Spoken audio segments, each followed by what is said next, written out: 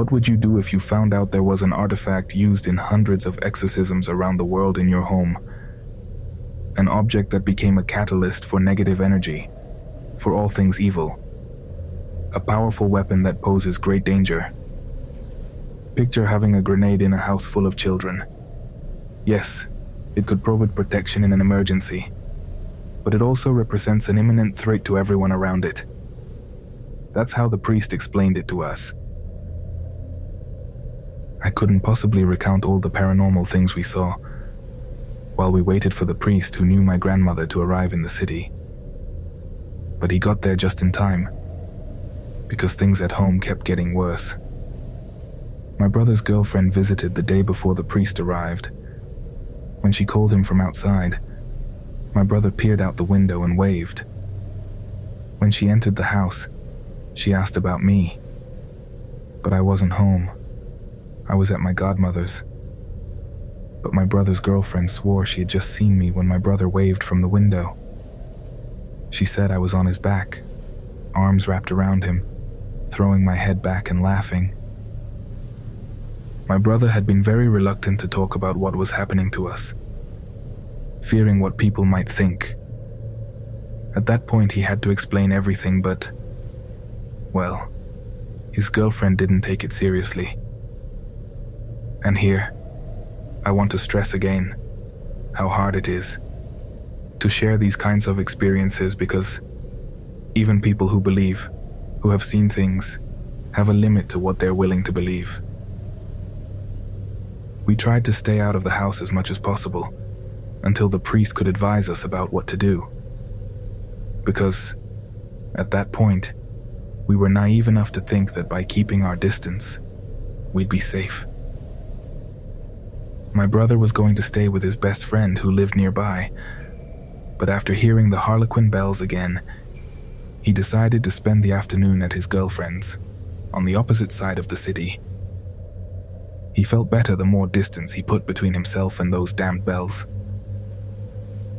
He saw me leave for my godmother's house early that morning, but I didn't know what time I'd be back. Around 8 p.m. he grew worried. He felt a pit in his stomach and called the house to ensure everything was all right. He said the phone barely rang once before someone picked up. He heard my mom and I arguing loudly in the background, though we didn't seem to hear him shouting, trying to get our attention. He said my mom was kicking me out, screaming horrible things at me that my brother couldn't bear to repeat. Then he heard a small, mocking laugh, and the line went dead. My brother thought his imagination was getting the best of him. Hearing bells everywhere he went, he was losing his grip on reality, and figured it best to leave before his girlfriend noticed. He called the friend he was planning on staying with, letting him know he was on his way over. When he left his girlfriend's house, he had no idea what he was leaving behind, and that he'd never again step foot over that threshold. As I mentioned, I was with my godmother at the time. Given her religiosity and closeness to my family, my mom believed it was the safest place for me to stay. I caught her up on everything. It was the first time I fully recounted events without worrying whether I'd be believed or not. I just needed to say it out loud, to lift the burden off my chest. And seeing the reaction in her eyes, I said, I don't want anything coming here with me, with us. Maybe it's best if I don't stay here. But my godmother just smiled, replying, If God is with me, who can be against me? Although as soon as she said it, her smile faded. I don't know why. The moment reminded me of what Grandma used to say about that first moment she felt evil right in front of her. That afternoon approaching the cemetery when she stopped feeling God beside her. As I was getting ready for bed, just as the fear of darkness and sleep began to set in, my godmother leaned into my room.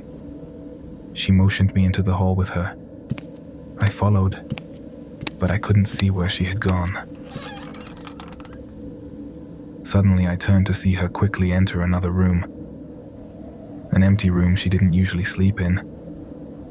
I slowly made my way down that dark hallway, barely able to see nor find the damned light switch. The darkness was growing hard to bear, but I pushed on, looking for my godmother, until I heard a sound behind me in her bedroom. I ignored it, continuing to the room she had entered. The door was open, a dim light coming from within. As I got closer, I found her lighting candles. She signaled me inside. I asked, "Godmother, is everything okay?" She responded, "No, dear. There's someone in my room."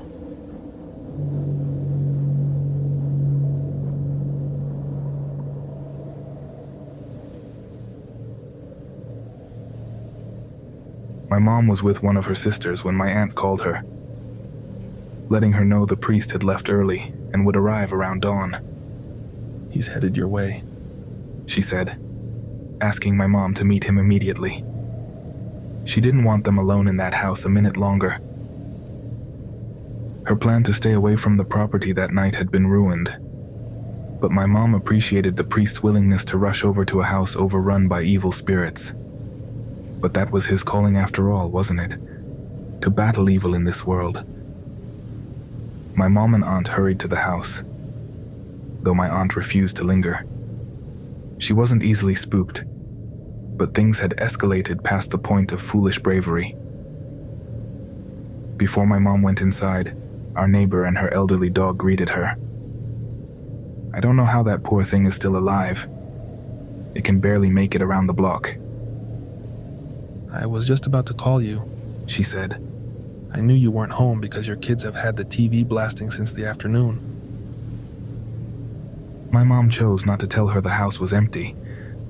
She didn't dispute the complaint about our noise or our neighbor's claim that watching scary movies invites dark spirits.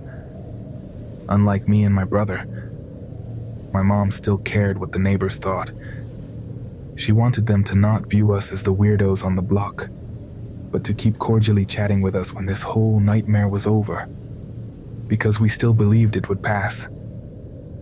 She called my brother from the yard, hoping he'd pick up so she wasn't alone inside, but he didn't answer. She paced outside the house, reluctant to enter. She set her bag down and casually walked out to the street to see if the neighbor would pass by again so she could make small talk. Anything was better than going into that house. But the street was abandoned. No one passed it. She didn't want to call me, assuming my godmother was already fast asleep by then as she was rigid about her bedtime. But that wasn't the case. We were having a hard night. My godmother and I locked ourselves in the candlelit room to pray. Her small hands wouldn't stop trembling. My plump, petite godmother had the sweetest countenance, making it even more painful to see her so afraid. Her little glasses were all fogged up, and I didn't understand how to help. After a while, we rested on a little couch in the room, but I heard her softly crying as if trying to muffle her sobs so I wouldn't notice. She wept in fear. More than an hour passed. It was nearing midnight when exhaustion finally forced my eyes closed. Though with that level of fright, sleep rarely comes easily. The instant I began drifting off, I heard my godmother loudly praying, and an awful stench, which I later learned was sulfur, filled the air. I saw her squeezing her eyes shut tight as if trying to avoid looking at something. I could clearly see her face in the candlelight that dimly illuminated the room. I heard a shuffling sound at the door and turned to glimpse something darting out of view. The door handle glowed red hot. I rushed over to check on my godmother, asking what was wrong. After a few minutes, I managed to calm her enough for an explanation. She recounted that she was still softly praying when she noticed me dozing off. Then the stench arrived, followed by the sound of the door slowly opening, though nothing and no one was visible there. Until something leaned down from the ceiling, hunched into the corner. My godmother said it was a dark figure with horns and a goat face. But there were two dreadful details. The eyes, human eyes, and the mouth full of human teeth that it bared at her. It moved its jaws as if chewing something. That's when she closed her eyes, bursting into tears, and the odor awoke me.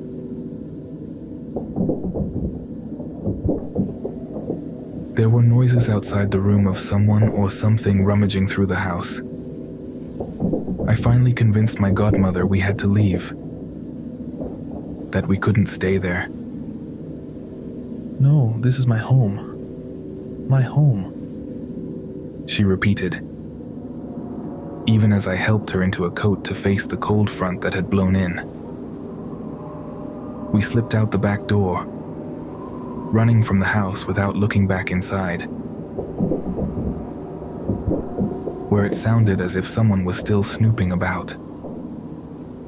When my brother arrived at his friend's apartment, he chose not to immediately disclose why he needed to crash there that night. Between their trust, no explanation was required. But his friend Fernando instantly sensed something was off.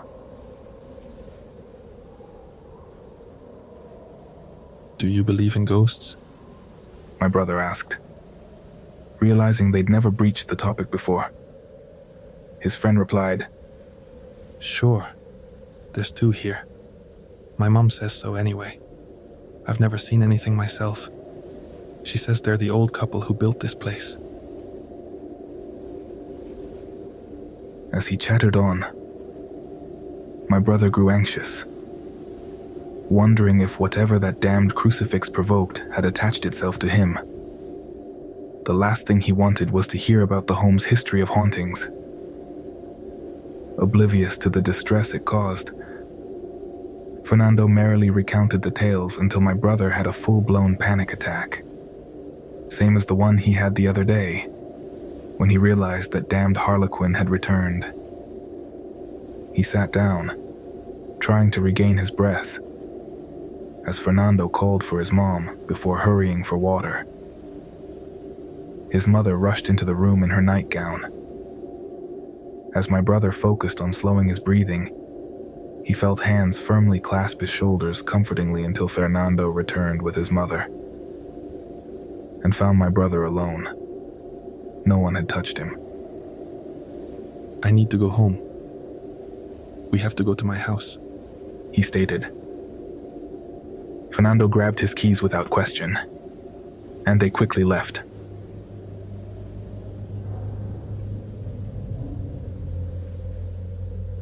I found my mom smoking in the yard when I arrived with my godmother, shortly after my brother pulled up with Fernando.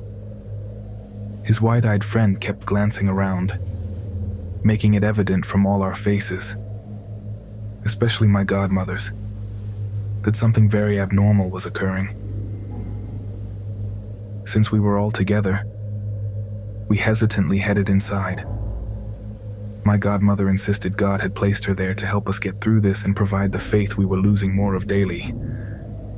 My brother tried convincing Fernando to leave, and that we would be all right. But Fernando ignored him.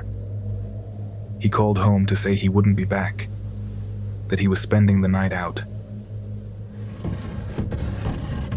Upon entering, we immediately pushed the heavy piece of furniture against the basement door and brewed coffee. Above us, it sounded like a bustling household in the middle of the day. While we silently sat around the basement table, accompanied only by the quiet slurping of that stale coffee and bread, my brother scrounged up. I could swear from somewhere outside I heard that Latin chant as if those women were still out there, still summoning something, wanting to punish us. And despite it all, despite having witnessed the supernatural among us, even within those walls, those women filled me with more dread than anything. especially the white-haired one, the one who had stood inches from me, attempting to break into our home. We heard a car pull up outside and almost instinctively rose from the table. It was a taxi. A priest stepped out. He had arrived